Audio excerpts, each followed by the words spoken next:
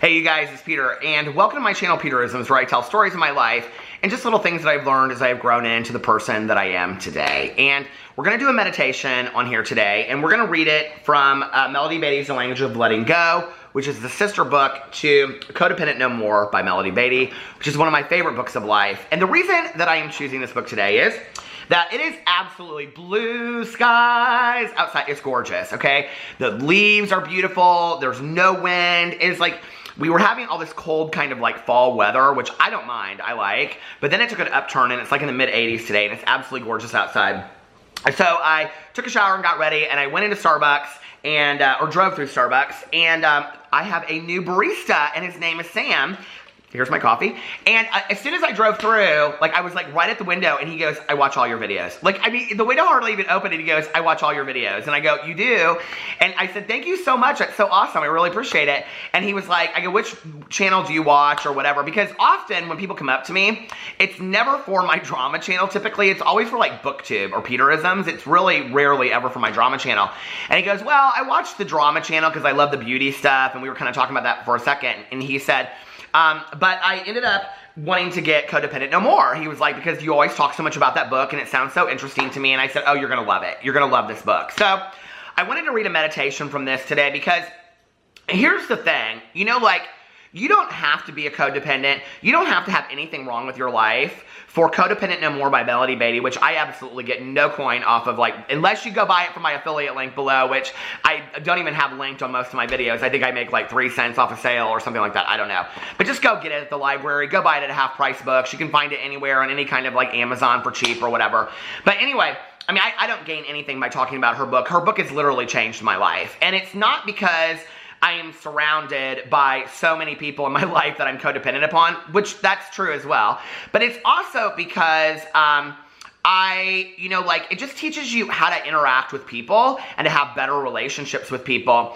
And one of the ways that I do that, and I've talked a lot about this on here recently, is by taking daily inventory of my life. And inventory is a really, really big part of recovery. But you don't have to be in recovery to take inventory. And I've talked about that recently on here.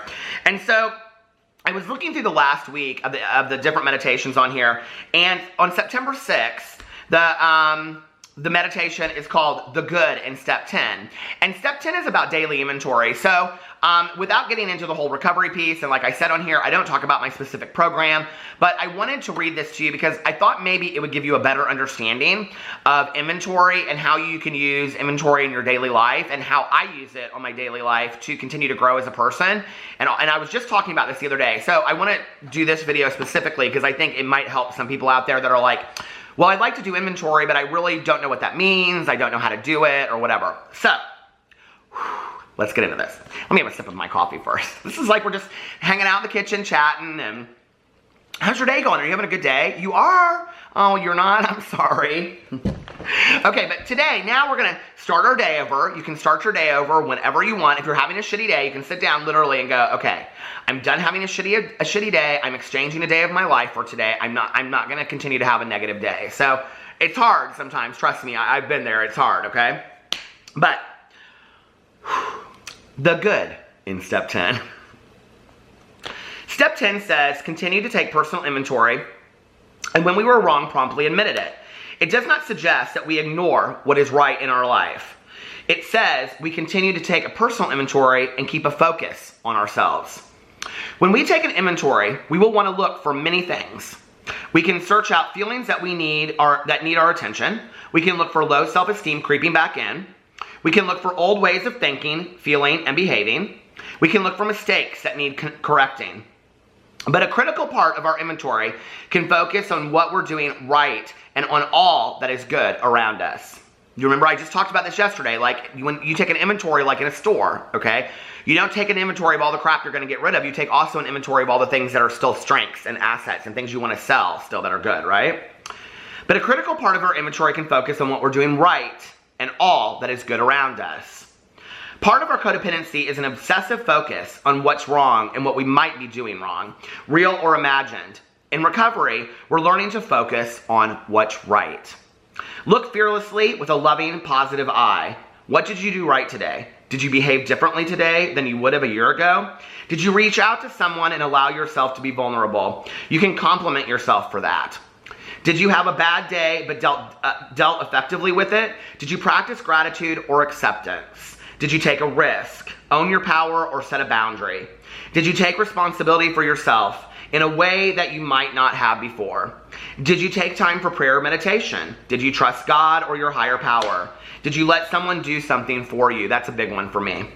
Even on our worst days, we can find one thing we did right.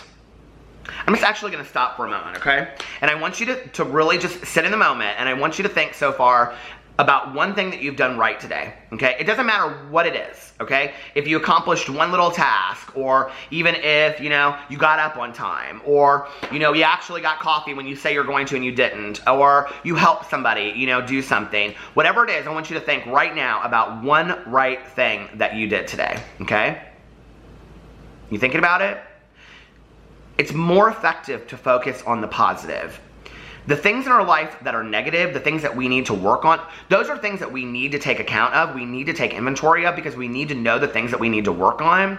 But on a daily basis, it doesn't help us to always just focus on the toxicity or the negativity. Sometimes it's good to say, I'm going to set an hour aside today to just sit down and journal. And I'm just going to journal about that, or I'm going to read Codependent No More, or I'm going to go get another self-help book and read one of those. Just go to the bookstore and just go through the self-help section, and whatever screams out to you, grab it and buy it and go home and just read it. Everything that's positive will help you in some way or another. You know what I mean? Okay. Even on the worst days, we can find one thing we did right. We can find something to feel hopeful about. We can find something to look forward to. We can focus realistically on visions of what can be. God, help me let go of my need to stay immersed in negativity. I can change the energy in myself and my environment from negative to positive. I will affirm the good until it sinks in and feels real. I will also strive to find one quality that I like about someone else who's important to me, and I will take the risk of telling him or her that. It's interesting, and it says in here you can give yourself a compliment, but this is not so much of a compliment. One of the things I was taught early on in recovery was that on a daily basis I should reach out to somebody else in recovery, and that's easy for me because I talk to my sponsor and I talk to my best friend on a regular basis. But to go outside of myself and message somebody or text somebody or call somebody that I haven't talked to in a long time, I just don't do that very often. I always think to myself, well, I don't know what they're doing, or I don't want to be intrusive or whatever. And the other day I was thinking of a friend of mine, and I hadn't talked to her in probably a year and a half now. I haven't seen her. I don't know what she's doing. I don't even know if she's involved in a 12-step program. I kind of heard she wasn't. And so I reached out to her and I said, hey, I just wanted you to know I was thinking of you. And I was always taught, right, that when I'm in self and I'm thinking about self, the easiest way to get out of self is to do for others, help others, be selfless, right? So I messaged her and I said, hey, I was thinking a lot about you. I think a lot about you often, but today specifically. And I said, we haven't talked in forever. I don't even know what's going on with you. I just wanted you to know that, when I stepped away from the program for 4 years, I didn't really hear from anybody except for my best friend and my sponsor. Nobody checked in on me, and I want you to know that I love you and I'm always here for you and whatever. It was just one of those messages, right? She literally responded right away, and she said, it is so weird that you're messaging me. She was like, I was just thinking about you and Tanya, and she was like, I miss you guys so much, and we really need to get together. And she was like, everything's not horrible, but everything's not great. She was telling me some of the great things that are going on in her life because she has a lot of successes right now. And, it was just really good to connect with somebody else. And it also made me feel not so all alone, that, outside of just my small little group, I have a lot of people in my life. I could probably text 20 recovery friends on a day, 40, 50 people that I know, that are in my phone, and have a conversation with or go have coffee with. And I try to do that several times a week. If you watch my vlog, you always hear me talking in there, I'm going to have coffee with this person or that person. Because that's important, and it's important for me to sit across from somebody else and say, hey, what's going on with you today, get outside of myself. And then it makes me feel like maybe I'm helping somebody else a little bit. And the easiest way to get out of our own misery is by helping somebody else and to give them back, and it's been a lesson that's taken me some time to really get through and really work on, I think this meditation is fantastic. I think for all of us to do inventory is fantastic. If you want to find a daily inventory that you don't know anything about it, This book in here on page 258, The Good in Step 10, will tell you, it asks you the questions. But the other thing that you can do is you could probably Google, I wish I had my phone right on me, it's over there on the table, I'm not gonna get up. But you could probably Google, you know, daily inventories, templates, daily inventory template, and it'll probably pull up tons of them. Yes, they will probably be recovery based, but the kinds of questions that they'll ask you are things like, were you kind today? Were you compassionate? Were you forgiving? Did you make amends to somebody? Did you harm somebody that you owe an amends for? You know, like, did you pray? Did you meditate? Did you, whatever your higher power, whatever that belief is, you know? Did you take time for yourself? Were you selfless? It asks you all those questions. And it's always good to do that, like, at the end of the day, because you can kind of reflect on your day and say, like, okay, this is who I was today. Who do I want to be tomorrow? And the importance of a daily inventory is that it helps you continue to grow day by day by day, you know? Because how are we supposed to know what's in stock in our store tomorrow if we haven't taken inventory of it today, you know? So you have to continue to do it. It's not something that, it's just not a one and done. You don't just do it one time and then you're done.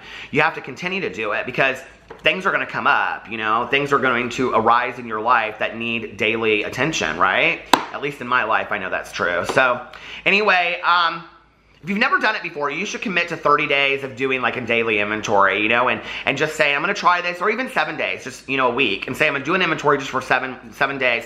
I will tell you, you will be amazed, okay? Or even just write your own inventory up of, these are the things I want to ask myself every day, you know? Did I call my mom? You know, did I do all my homework? Did I show up to work on time? Was I kind to everybody today? You know, did I give one nice compliment to somebody today that, you know, I don't even know? Things like that. You can make your own inventory up, and then, you know, do it on a daily, and do it every day before you go to bed, and see what your response is after a week. See if you feel any better about it. I know, and I do currently daily inventory in my head as I'm going to bed, but the times that I've done written, and maybe I'll make a commitment to that too. Maybe I will. Maybe I'll come up with my own new daily inventory, but out of my basic text, there's a daily inventory in there that I go through.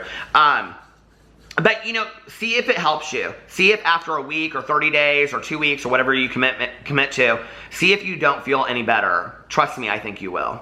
I love you guys, and I will see you tomorrow. Bye.